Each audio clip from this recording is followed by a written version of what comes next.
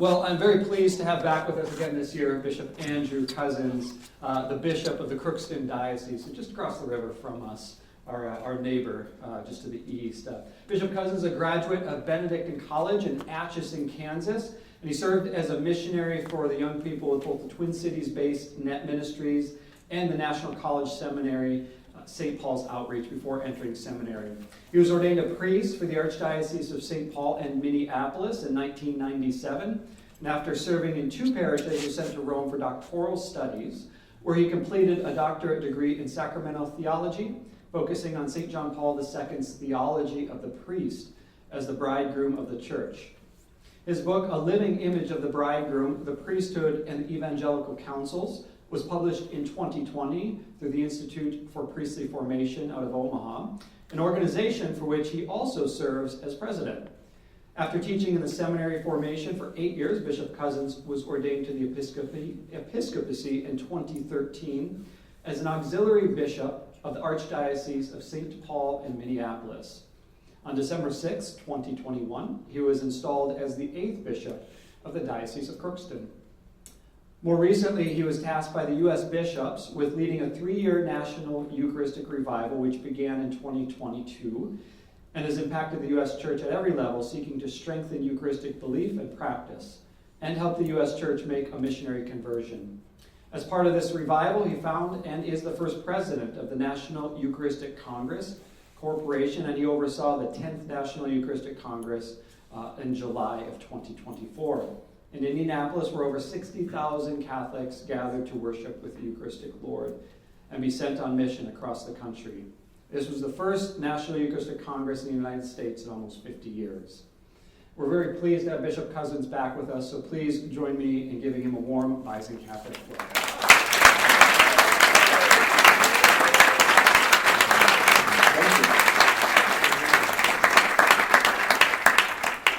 We're going to talk a little bit about the heart tonight, so we're going to begin with a video.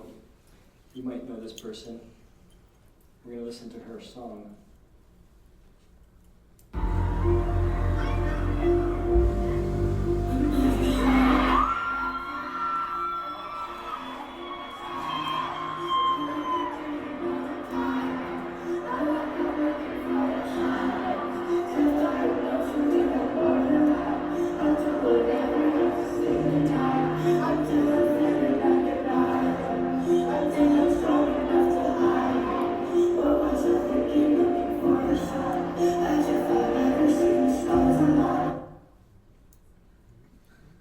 Thinking.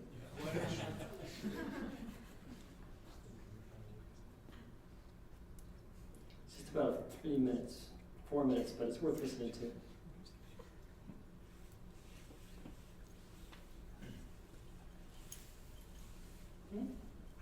We're struggling.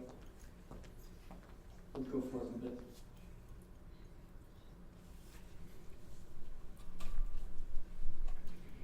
Might be all we're going to get, huh?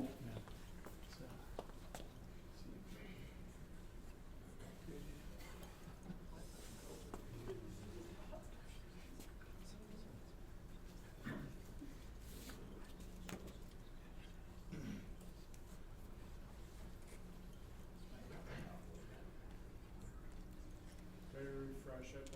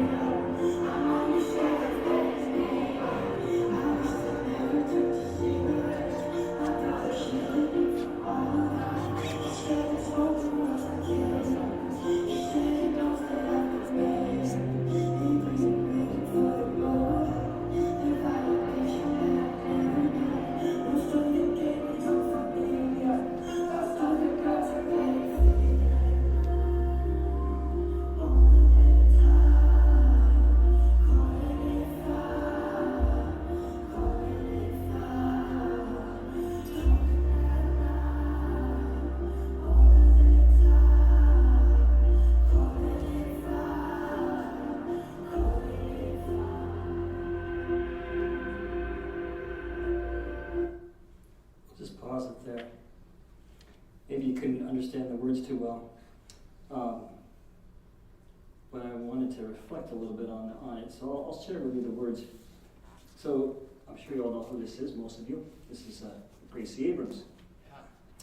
I didn't know who Gracie Abrams was until I was watching another talk by another bishop named Bishop Eric Varden. He's kind of a guy I follow. He's the Bishop of Trondheim in Norway. And he introduced me to this video. And he used it in a talk, and I was really struck by it. There's a couple things to notice about it, right? So Gracie is obviously a young woman who's got a lot going for her. She's beautiful, she's talented, widely successful, right? Very well known. This is in Madrid, right? This concert happened February 8th, 2025 in Madrid. So she's even very popular in Europe. She's there dressed so elegantly and unselfconsciously in that white dress. Could have been a wedding dress if you think about it, right? Like the simple beauty of the white dress, which would be a sign of joy or happiness, except for those two black sashes. Did you see those things that were holding on her shoulders? Somehow a sign of grief. And the interesting thing is that's what Gracie sings about. Grief. Piercing sadness. So just listen to this verse. I've got it on sheets here. You can pull it up. Should be coming, there it is. This is the first verse of the song she just sang. I never said it, but I know that I can't picture anything past 25. Not like I care to know the timing. Not like I'm looking for the silence, self-diagnosing till I'm borderline. I'll do whatever helps to sleep at night until I'm feeling like an island, until I'm strong enough to hide it. What was I thinking, looking for a sign? As if I've ever seen the stars align. Somebody's taking over the driving. Somebody notice how I'm trying. Somebody notice how I'm trying. I underlined those lines. So Gracie Abrams was born in 1999. She says she can't picture life past 25. She sang this about 2 months before her 25th birthday, right? Somebody notice how I'm trying. Obviously, she's dealing with or expressing some kind of profound loneliness. Then she continues, all of me a wound to close, but I leave the whole thing open. I just want you to know I was never good at coping, which she repeats 4 times. All of me a wound to close, but I leave the whole thing open. I just wanted you to know I was never good at coping. And then the song ends on a not so hopeful note. Here's how it ends. I never said it, but I know that I can't picture anything past 25. Not like I care to know the timing, not like I'm looking for that silence. I never said it, but I know that I bury baggage till it's out of sight. I think it's better if I hide it. Really hope that I survive this. That's the end. Now, Gracie may be acting. If she is, she's a pretty good actress. She sings with a kind of impressive pathos, right? That sense of suffering. What's most striking to me about it is that everybody in the stadium knows all the words. If you could tell, of course, that would be true at every concert, right? Like they go to Gracie Abrams' concert because they like the words of her song. But they're all singing it. And they're all expressing that we have this open wound. And they're finding it delightful to sing and express this. There was one of the quotes here. I wanted to see if I can get it. If you can see the... you got to get out of full screen here. How do you get out of full screen? If you can see this, the quote. So this is, I took a video purposely from the crowd. So this is a person who filmed it from the concert, right? And her reaction to this when she posted this, insane, no words, cried, died, dead. The point is, Gracie has a wounded heart. And she sings about it, right? All of me an open wound. Somebody notice how I'm trying. And it seems like thousands, tens of thousands, hundreds of thousands, millions of people are able to identify with that deeply wounded heart. I don't think it's an overstatement to say that we live in a world of people with wounded hearts. And for me, at least, that's a heavy thing. Hearts that have been hurt, wounded, mostly by a profound sense of loneliness, wounded by pain, wounded by experiences of what we might call unlove. Whatever that looks like, unlove, right? The point is, does it just have to be that way? Is that what we're made for? And so tonight I want to talk about your heart. How it gets wounded, how it can get hardened, how it might come to healing, and what it's like to have a heart that's fully alive. I'm not judging Gracie, right? I don't know her experience, I don't know her life. But I might argue that it's possible to have a heart that's fully alive, that's not always trying to hide, right? A heart that is, in fact, knows it's not alone. A heart that's not turned in on itself, suffering, but a heart that's actually ready to turn out and make a gift of itself. That's what your heart was made for, to be given away, to make a gift of itself. That's what life is for. This is Jesus' heart, right? What I want to talk about tonight is this question. I want to begin here at least, because it's important to understanding your heart. How do you understand the human problem? Gracie Abram is singing eloquently about the human problem. It's a human problem to have a wounded heart. What's really going on in the wounds of our heart, and what's the explanation behind it? Another way to say it is, why is life so difficult? It is difficult. Gracie's expressing that eloquently, right? Why is it so difficult? It's because of the human problem. And if we don't understand the human problem, then we end up with wounded hearts. So, the human problem is just that problem of evil and suffering and pain. And how do we understand and make meaning out of that? Which we all have to deal with, even those tens of thousands of people in the stadium with Gracie, right? People make meaning out of or try to understand it in different ways. For some people, it's a problem of society. The world's messed up. It's obviously messed up, right? That's clear. That's the human problem. But it must be because of unjust structures. The politics are all wrong. If we could just organize people right, then there would be justice and freedom, and then the world wouldn't be so messed up, right? That's one way to view the human problem from sociology. Others see it as, weakness or limitations of individuals. So they might look for answers in psychology or counseling. Others see it as actually a problem of technology. If we just can think hard enough and come up with the right technology, we can fix aspects, at least, of the human problem, right? Now, of course, none of those things are bad. Sociology's not bad, psychology's not bad, technology's not bad. But they don't explain the human problem. They don't explain, really, the tragedy that Gracie is singing about. And I don't know, I don't know Gracie, but I bet if I asked her, I bet she'd say there is no answer to the human problem. It's just a problem. But the realization that we have is that we at least have an explanation for it as Catholics. The explanation for it is really in the problem of evil, and evil has a source. It has a source in the enemy of God, who actually wants people to suffer, and specifically to suffer alone. That's his goal.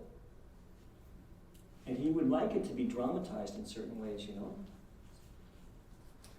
St. Paul speaks about it this way: our struggle is not with flesh and blood, but with principalities and powers, with the world rulers of this present darkness, with the evil spirits in the heavens.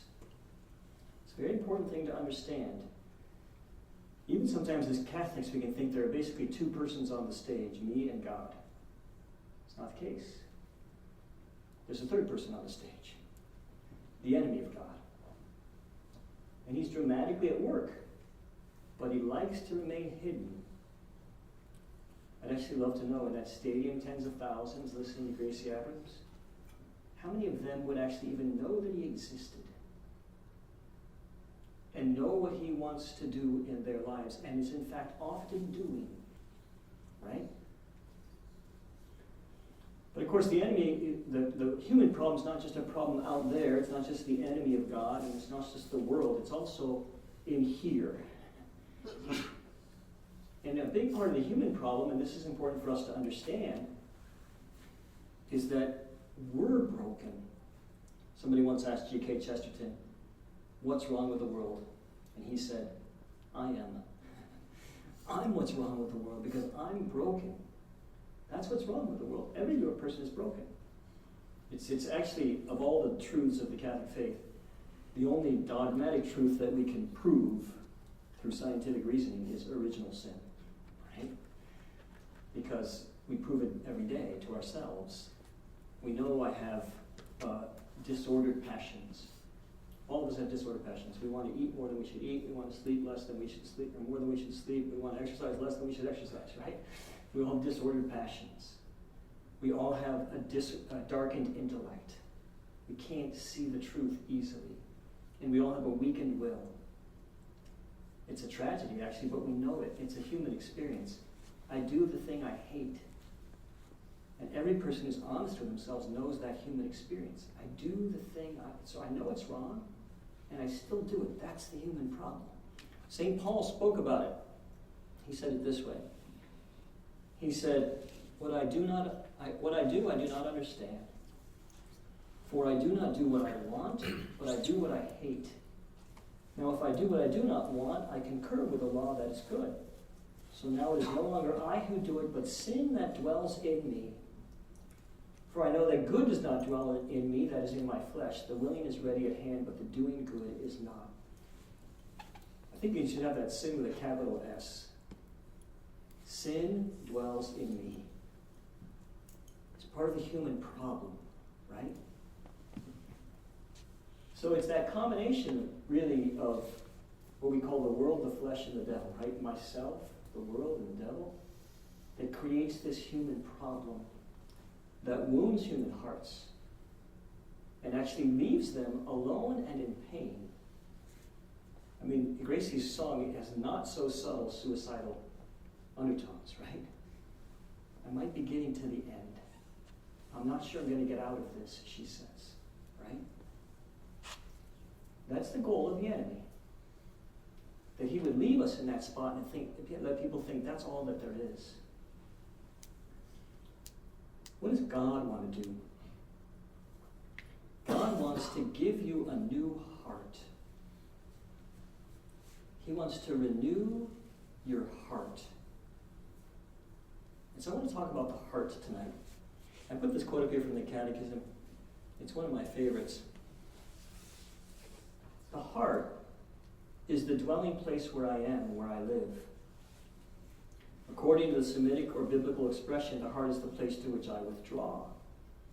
The heart is the hidden center, beyond the grasp of our reason and of others. Only the Spirit of God can fathom the human heart and know it fully. The heart is the place of decision, deeper than our psychic drives. It's the place of truth, where we choose life or death. It's the place of encounter, because as an image of God we live in relation. It's the place of covenant. So what the Catechism is saying is each person has in themselves this place at our very center where we are most ourselves, and it's hidden even to us.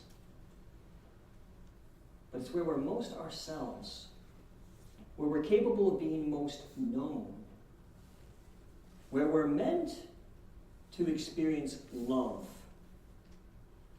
deeper than our psychic drives. It's the place where we choose. It's the place of sincerity where I can actually be myself. Pope Francis spoke about that. He wrote a beautiful encyclical letter in his last year of his papacy on the heart. It's called Dilexit Nos. And it's just an encyclical about the heart, the Sacred Heart. He says this: the heart is the locus of sincerity, where deceit and disguise have no place. It usually indicates our true intentions, what we really think, believe, and desire, the secrets that we tell no one, in a word, the naked truth about ourselves. It is the part of us that is neither appearance or illusion, but is instead authentic, really entirely who we are. I think actually this is what makes Gracie Abrams so attractive. She's revealing her heart. She's being authentic. She's not being insincere, but revealing her true intention, allowing us to see authentically. It's very moving for people, even if it's wounded, because she's allowing the heart to be expressed. I think it's why people flock to her music. It's like they're looking for a way to express the pain that's in their heart. You know how it is when we're in pain, we tend to numb our hearts. We can't even get in touch with it. And so at least this music allows me to cry out the pain, the deep loneliness that I feel. But the question is that what your heart was made for? Or was it made for more? And what would happen if you would encounter that more? Of course, the heart is the place of love. To begin to love, that's the rest of that Pope Francis quote. To begin to love means I love someone, I open my heart to them. That's what it means to love, right? I let them see who I really am when I love. I actually receive the truth that someone sees who I really am when I'm loved. It's actually one of the great moments in love, and maybe you've had this experience, where you can see that someone sees your weakness or even your failure and sin, and they still love you. It's one of those great moments when I'm actually starting to reveal my heart to someone, right? Ultimately, the heart is the place of self-gift. This is part of the uniqueness of being human. I can give my heart to someone, and I can experience communion that is real love of what it means to belong and be given to another. It's one of the greatest things that we can do as human beings. It's because we're like God, who's living in this eternal communion, constantly giving himself. Because we're like God, we can give our heart. And so therefore, the heart is also the place where we encounter God. It's the only place you can encounter God. Blessed are the pure of heart. They will see God. Whenever Scripture speaks about prayer, it speaks about the heart. Right? God is love, and to know God is love, is to experience him in my heart. And in fact, God desires to dwell in my heart. I have a spiritual place in me where God himself desires to dwell, right? Now, in order to understand the heart, you have to also understand a spiritual wound. What is a spiritual wound? What is this wound that Gracie's speaking about? She's obviously not talking about physical wounds. She's talking about a spiritual wound, something in her heart, right? What's the spiritual wound?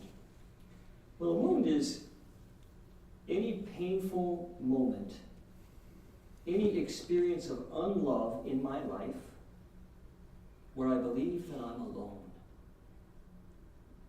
Any experience I've had in my life where I experienced unlove. It could be terrible things, you know. Rejection, abuse, violence, trauma. It could be simple things. Not treated with the dignity that I deserve, left out of something, but I feel alone there, or I believe that I'm alone. That will wound your heart. And normally what happens is I carry those wounds in me. Usually what happens is, in those wounds, lies enter into my heart. You know those lies. We all know them, right? I'm alone. If people knew me, they wouldn't really love me. I'm not enough.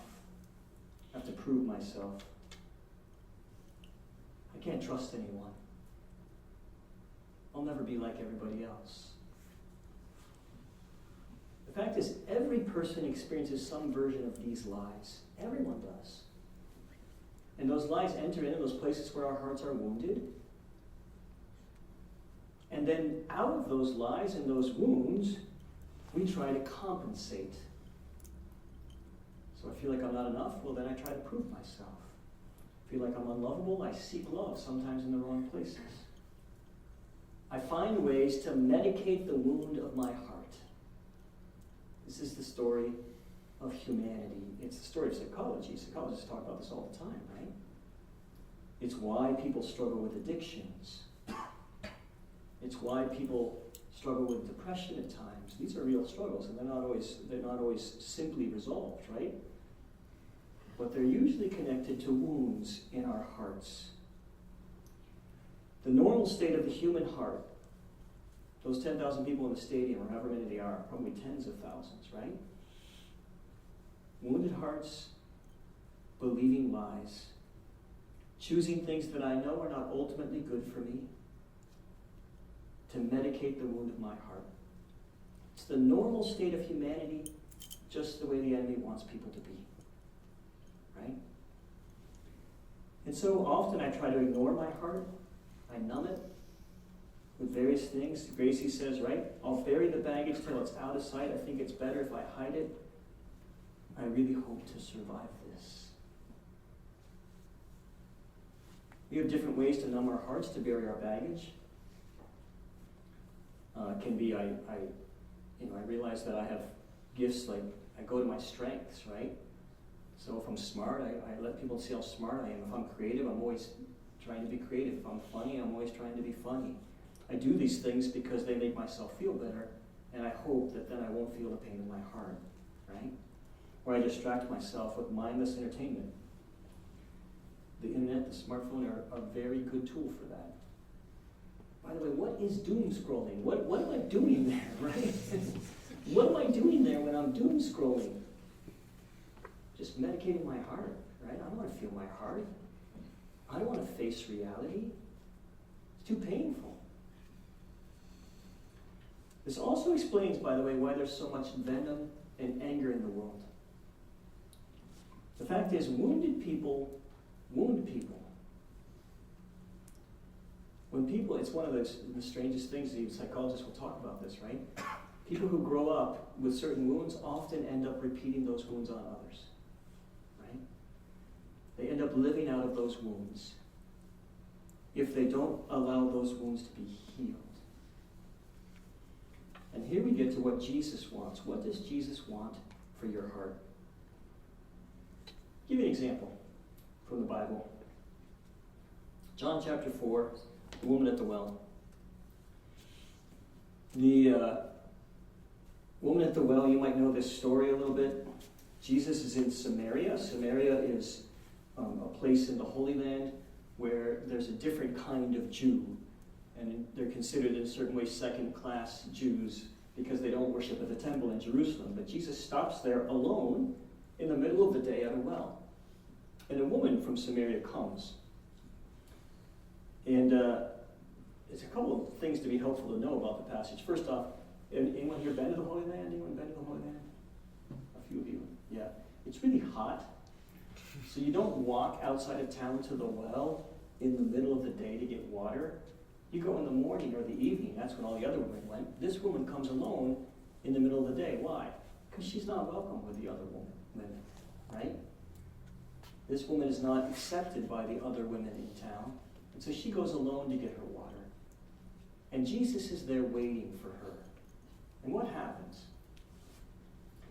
There came a woman of Samaria to draw water. Jesus said, "Give me a drink." Jesus said to her, "Give me a drink." For his disciples had gone away into the city to buy food. The Samaritan woman said to him, "How is it that you, a Jew, ask a drink of me, a woman of Samaria?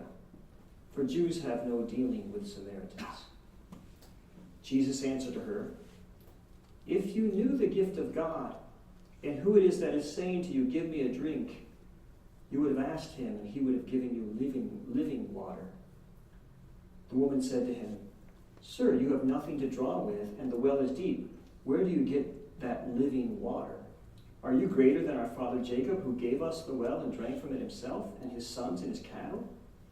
Jesus said to her, everyone who drinks of this water will thirst again. But whoever drinks of the water that I shall give him will never thirst. The water that I shall give him will become in him a spring of water, welling up to eternal life. The woman said to him, Sir, give me this water, that I may not thirst, nor come here to draw. Jesus said to her, Go call your husband and come here. The woman answered him, I have no husband. Jesus said to her, You are right in saying, I have no husband. For you have had 5 husbands, and he whom you have now is not your husband. This you said truly. The woman said to him, Sir, I perceive that you are a prophet. Our fathers worshipped on this mountain, and you say that in Jerusalem is the place where men ought to worship. Jesus said to her, Woman, believe me, the hour is coming, neither on this mountain nor in Jerusalem, when you will you worship the Father. You worship what you do not know. We worship what we know, for salvation is from the Jews. But the hour is coming and now is, when the true worshippers will worship the Father in spirit and truth, for such the Father seeks to worship him. God is spirit, and those who worship him must worship in spirit and truth. The woman said to him, I know that the Messiah is coming, he who is called the Christ. When he comes, he will show us all things. Jesus said to her, I who speak to you am he.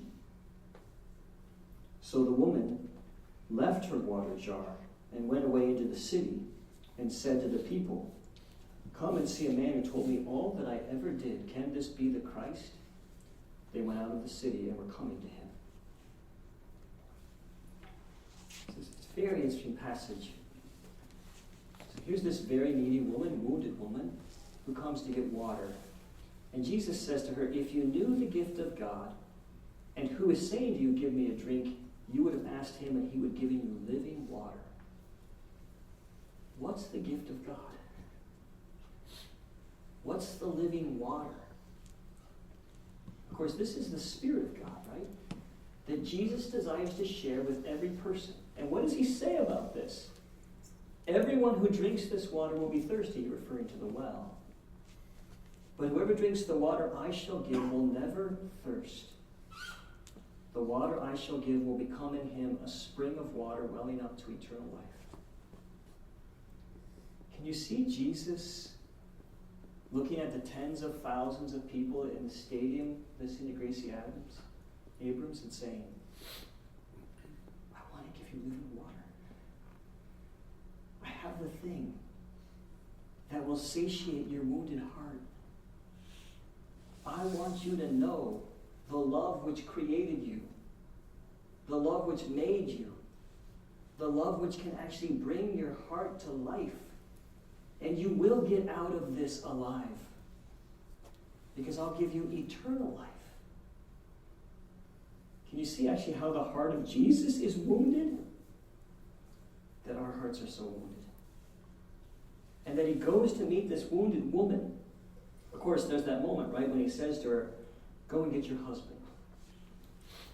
Now, why does Jesus have to say that? Right? He knows what he's saying. He reads her soul, right? She says, I don't have a husband. He says, you're right. You've had 5, and the one you're with now is not your husband. Why does he do that? Because he sees the wound, and he wants to heal the wound. He actually wants to apply his love to the place where she doesn't think she's lovable. She's ashamed of the fact that she's had 5 husbands, and she's ashamed of the woman that she is. And he wants to show her how he sees her. But he has to bring up that shame and let it come up so that she can see that he sees that and he still loves her. We don't actually know exactly what happened between them in the passage, She, at that moment when he reveals her sin, she gets defensive and sort of pushes it to this theological thing. Well, you're a Jew, you worship with the Jews. And then he begins to talk about what is true worship in a way that makes her realize he's the Messiah. But I love the little detail at the end. Did you notice it? She left her bucket and she went and told everybody in town, come and meet the man who told me everything I ever did. Of course, they know everything she ever did. She doesn't need the bucket anymore. Because she's not searching anymore for that water that doesn't satiate. The other beautiful thing about the passage is, why is Jesus there? He's there alone. He sends his apostles in. Because he's seeking her. He actually wants to encounter her, and he wants to heal his wounded heart. Now, if you think about the Bible, especially the New Testament, the stories of Jesus, you find this kind of story all the time, right? St. Peter in the great question of fish, when St. Peter says, leave me, Lord, I'm a sinful man. He sees that Jesus sees his sin, and then Jesus says, come follow me, I'll make you a fisher of men. That's what heals his heart, right? Zacchaeus, the tax collector, he says, come down, I want to stay at your house. And Zacchaeus sees that Jesus sees him and sees his shame and his sin, and yet chooses to stay at his house. And he says, if I've wronged anyone, I'll pay them back fourfold. Mary Magdalene, who comes into the house of Simon the Pharisee, and she washes Jesus' feet with her tears and dries them with her hair. And the Pharisees say, doesn't he know what kind of woman this is? And Jesus says, the one who has been forgiven much loves much. The healing of the heart is that moment when I see that Jesus is real, and he really sees me, and he knows everything about me, and yet he loves me, and he forgives me. That can heal a wounded heart, and it doesn't matter how deep the wound is. The heart is the place where I come to encounter love. Jesus said, I have come that you might have life and have it to the full. What does a fully alive heart look like? That's what I want to finish by talking about. A fully alive heart is a heart that's very center, is not alone. It's a place that has invited Jesus to come to the very center of who I am, that has experienced the unconditional love of Jesus, and then experiences from that new life. In fact, what does Jesus say at his Last Supper discourse? Whoever loves me will keep my word, and my Father will love him, and we will come to him, and we will make our dwelling with him. The literal Greek word is the same word like we will abide in him, we will make our abode in him, the place where we share our life with him. It's an amazing thing, right? The Trinity, the Father, Son, and Holy Spirit, gave you a heart so that they could dwell there, so that God could dwell there, so you could know love. Do you know what that feels like? Do you know what that feels like? To experience the presence of Jesus, the presence of God in your heart? Maybe you do. After receiving communion, you might notice it. Or maybe you've had an experience in your life of like profound peace and prayer when you knew God is real, and you knew he loved you. That's what leads to the healing of the heart. This is the way the saints speak about their hearts. So different from this, all of me a wound to close, but I leave the whole thing open. I just wanted you to know I was never good at coping, she says. The saints speak about the heart as a beautiful place, a place where they experience profound love and communion because they've surrendered their hearts to God. And then their hearts come fully alive. One of my favorite saints is Saint Therese. She's got a great example of this in her Story of a Soul. You should all read Story of a Soul. Every Catholic should read it. She was praying about her own life, her particular vocation. Right there you see like a way through the human problem. She knew that God knew her, and that God had a particular way of life for her, a particular calling for her, because she meant that much to God. That she was made for a particular thing, a particular way to be for God. That changes your life when you come to understand that you've been called. Whatever your call is, you've been called. And you've been given a particular way of being for God. And St. Teresa was asking God to reveal this to her. Why did you make me, she said. What's the purpose of my life? And as she's praying, she comes across 1 Corinthians 13, where it talks about how God is love. And then she says this. Remember, she's a cloistered Carmelite already by this point, right? She knows she's a Carmelite. She wants to know what's my particular vocation. She says this. I understood that the church had a heart, and that this heart was aflame with love. I understood that love alone set the members of the church in motion, that if love were to die out, the apostles would no longer preach the Gospels, and the martyrs would refuse to shed their blood. I understood that love encompassed all vocations, that love was everything. It embraces all times and all places, in a word, that it was eternal. Then in the excess of my delirious joy, so different than what Gracie sings. In the excess of my delirious joy, I cried out, "Oh, Jesus, my love, my vocation. I found it at last. My vocation is love. Yes, I found my place in the church, and you, my God, have given me this place in the heart of my church, of the church, my mother. I shall be love." That's a heart fully alive, right? Because she's received God's love and said yes to her vocation. And she's filled with delirious joy.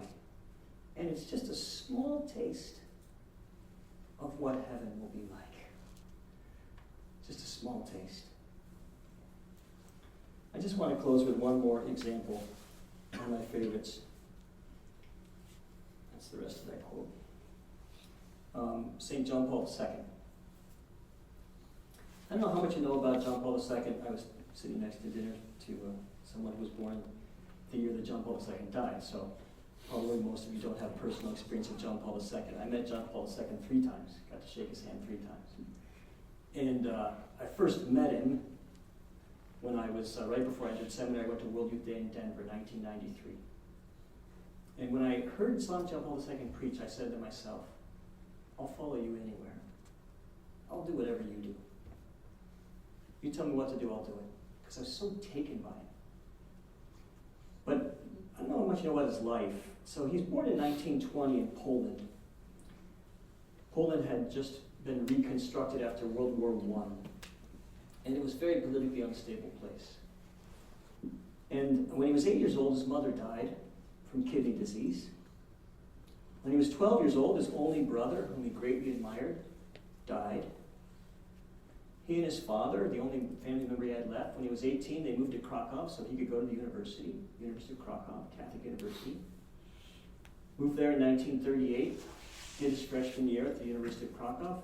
September 1st, 1939, first day of school, 1939, the Nazis invade Poland. They shut down the university. The next day, they lined up all the professors and executed them.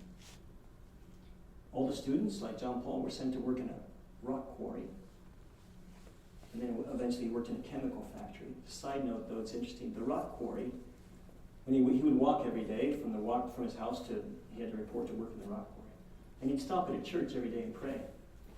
Just happened to be the chapel where Jesus appeared to St. Faustina to reveal the Divine Mercy image, right? Just happened to be the same place. It was right next to the rock quarry. He lived in this time of great distress, constant presence of death. Several of his Jewish friends were deported during this time to Auschwitz, which was nearby. He would have seen public executions, random violence, people murdered in the streets, everyone living in fear. His own parish, there were 10 Salesian priests in his own parish. In the first 2 years of the Nazi occupation, there were only 9 left. There's only 1 left. The other 9 ended up in Auschwitz. They all died. Interesting, he was here in that same time. He came home when he was 20, so he's working at the rock quarry. He comes home one day, he's 20, finds his father dead in his apartment. Last family member, 20. No one left in his family. Shortly after that, even watching 9 of the priests in his parish disappear, he decides he wants to be a priest. And so he goes to seminary. Of course, it's against the law to study for the priesthood, and the penalty is execution if you're caught. So he studies in a clandestine seminary, right? They sneak to the bishop's house and other places at night. The seminarians are never seen together. The story is told that when he's working in the rock quarry, the other men would cover for him so he could read his theology and philosophy books, right? After his seminary studies, actually right in the middle of his seminary studies, he's hit by a German tank, kicked to the ditch and left for dead. Should have died. But somebody found him, nursed him back to health. Imagine how different the world would have been if he dies underneath that German tank, right? He's ordained in 1946 in a secret ceremony in a private chapel, much smaller than the chapel we have here.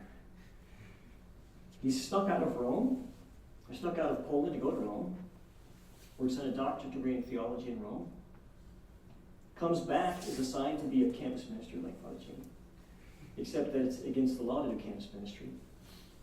So he has to do it in a clandestine manner. Could never go outside of when he's never going out, young people couldn't wear his clerics. There was a famous story actually where he's taking all the young people on a weekend retreat. And so he says, I'll meet you at the train station. He's in his lay clothes, because it's against the law to go on a retreat with young people. And only the women show up. The men got detained and they couldn't show up. And so the women are like, well, you're obviously not going to take us on a retreat, Father. He says, don't call me Father. Call me Uncle. Otherwise we'll be discovered. Get on the train. And they go on retreat.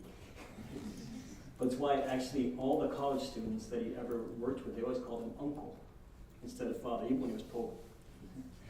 This famous story, actually, one of them, he had worked with them, married them, baptized their children. When he became Pope in Rome, of course, this young man's walking home from work, meets his wife.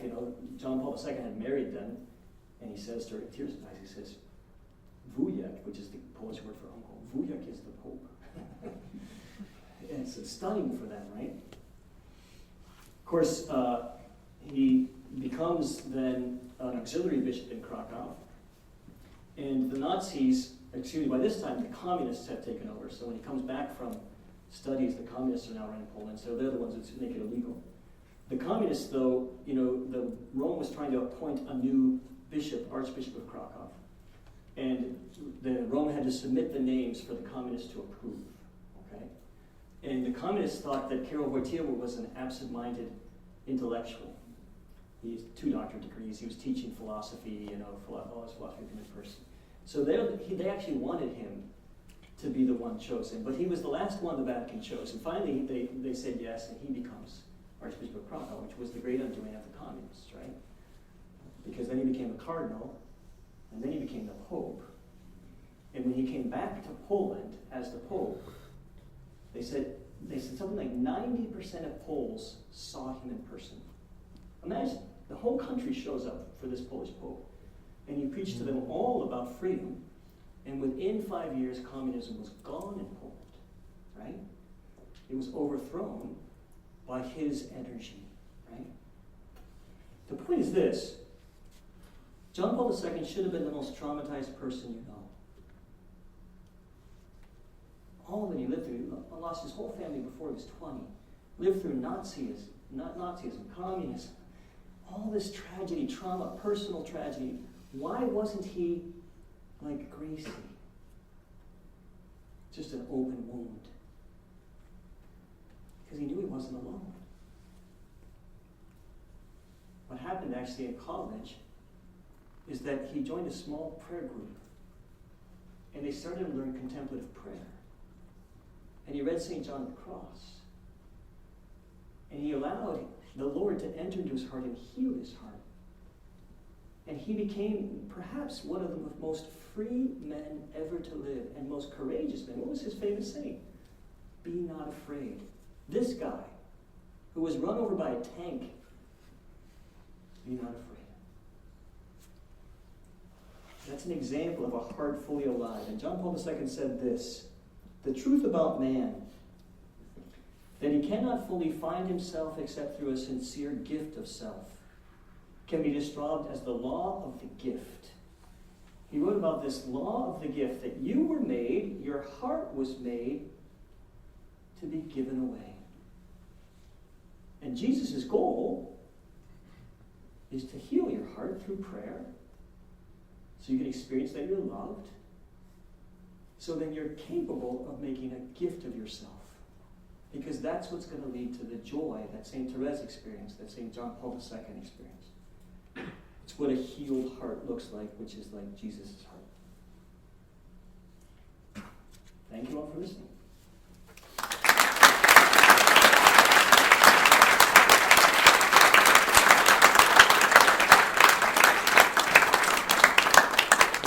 Would you be able to take some questions, Bishop? Yes, I'd love to. Wonderful. I love questions. So, if you promise to speak up, I won't have to hand the mic back to you. So, indicate if you have a question by raising it high until Bishop Cozzens calls on you. And then, if we need to, I'll hand the mic back to you.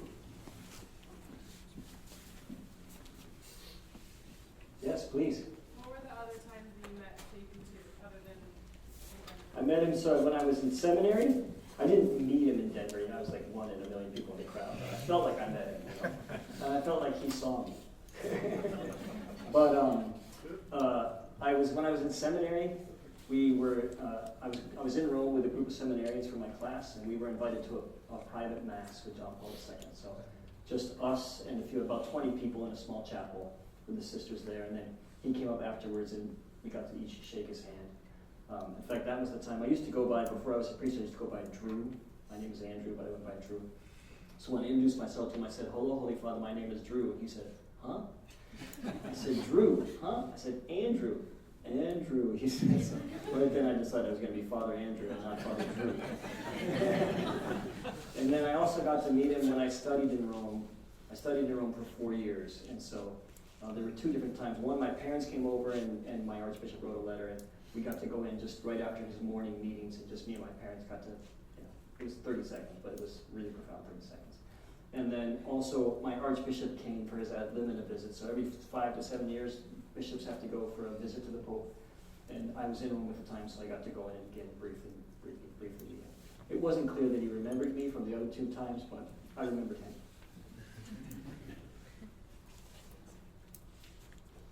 I love questions. Be brave. Yes? So back in the Old Testament, people use the Psalms a lot as a way to praise God. Yes. Bring their suffering to God.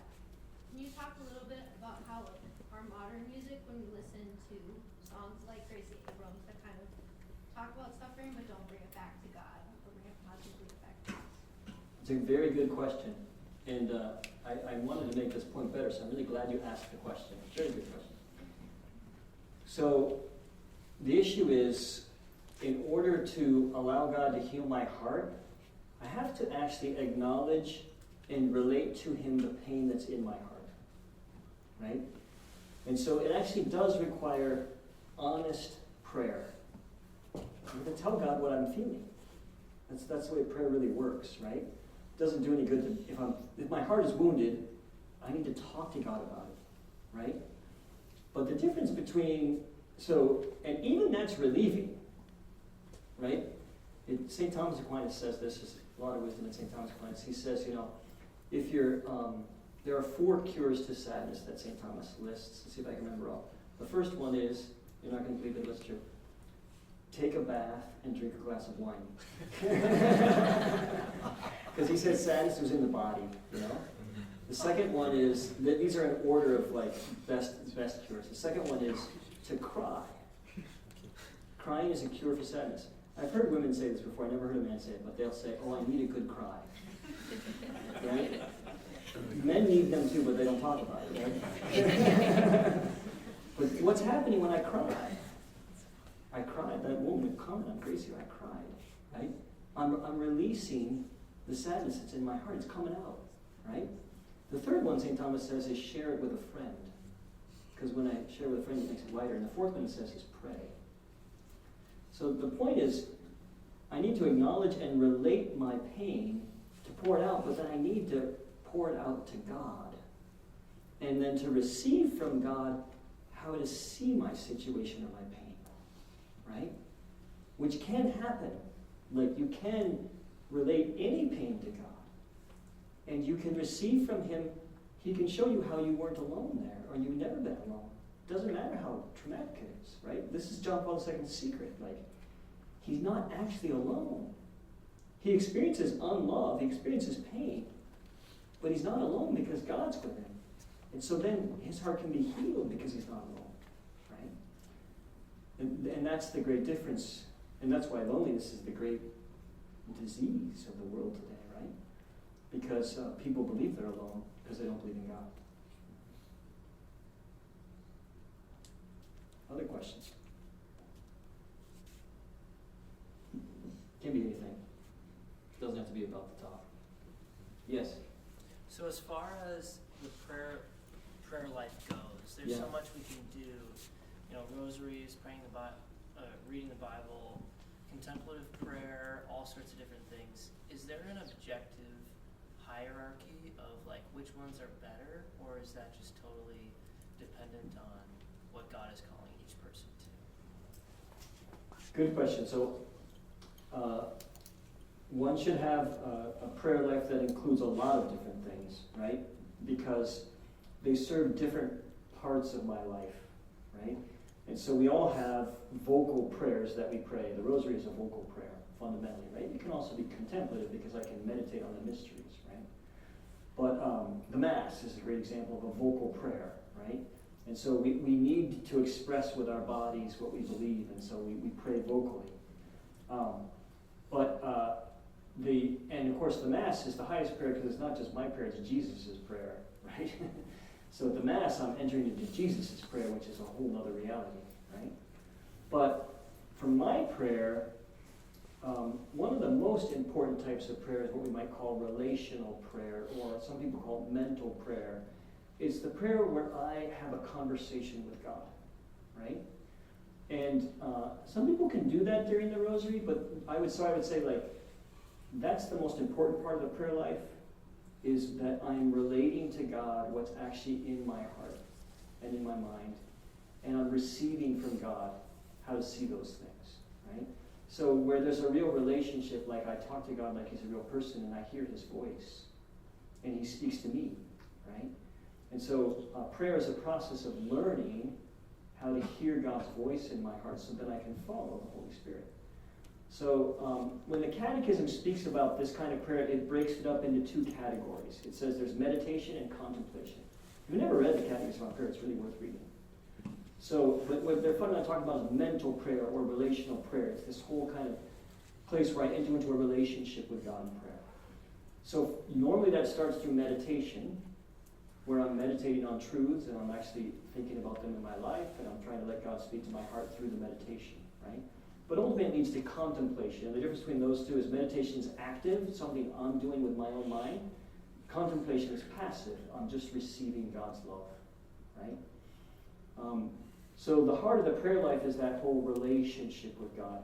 And then, of course, if I'm praying this way, it makes my participation in the Mass, which is the most important part of my prayer life, much better, right? So I always say, I try to encourage people to have some time every day of relational prayer. Personally, I do an hour, right? I have a holy hour every day. Been doing that for 25 or 30 years. And it's my favorite part of the day. I wouldn't give it up for anything, right? But you know, a college student could do 20 minutes, I think. You'd be able to do that, maybe 30, right? Some of you can do an hour. It's just a matter of entering that space. And of course it's hard, you have to learn, right? There's good books about that can help you, but that relational prayer, I think, is essential to the long-term living of the Christian life and the healing of the heart. That's how the heart gets healed, through that relationship. Good question. Maybe have time for one more. I'll come up with one. Great. Do you suggest any like books, or I know you mentioned a couple at the top, but something to read, maybe for Lent? Yes, if you want to read a book about what I'm talking about tonight, read The Shattering of Loneliness by Bishop Eric Varden.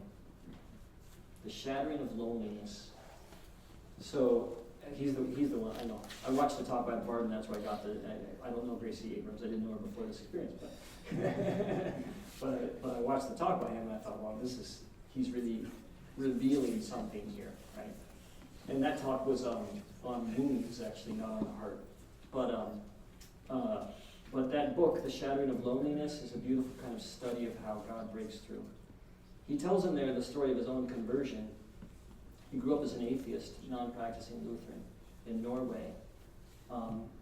Seems like a basically good family, but then when he was a teenager, he was listening to Mahler's Symphony on the Resurrection.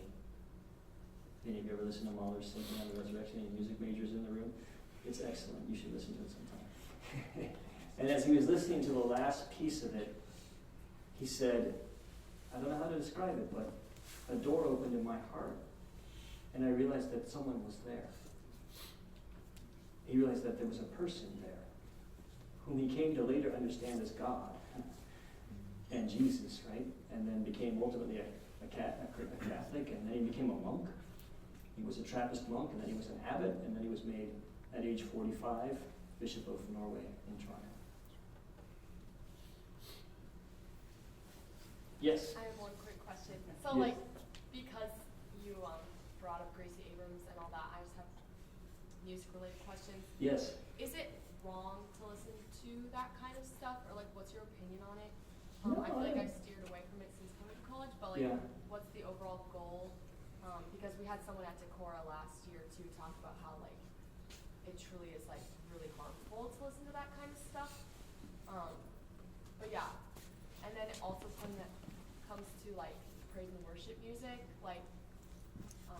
are there certain ones that we shouldn't be singing as Catholics? Are there ways to notice where's the line, I guess? Yeah, good question. Yep.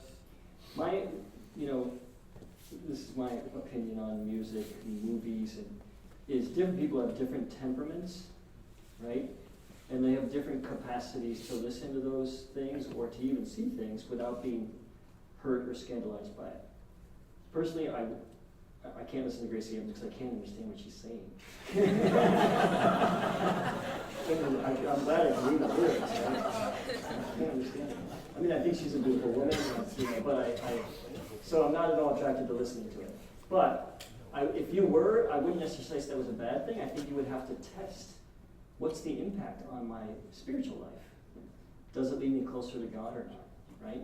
St. Augustine, he has this line where he says, there are things that gather the soul and things that scatter the soul. And so all kinds of entertainment, a lot of it is soul scattering. Some of it's soul gathering, like Mahler's Symphony on the Resurrection. That'll gather your soul, right? Good novels, poetry, right? These things actually form your heart to see the world rightly. Good movies can do this too, right? You may have seen the movie One Life with Anthony Hopkins. I watched this recently. It's a great movie about a guy who saves hundreds of children, right? Gathers the soul. At the end of the movie, you go, okay, life's better. I want to live more, and my heart's more fully alive, right? And so people have different capacities for all that, but it's a good thing to pay attention to what happens in your heart as you're seeking entertainment. Great. Thank you all very much. Another round of applause.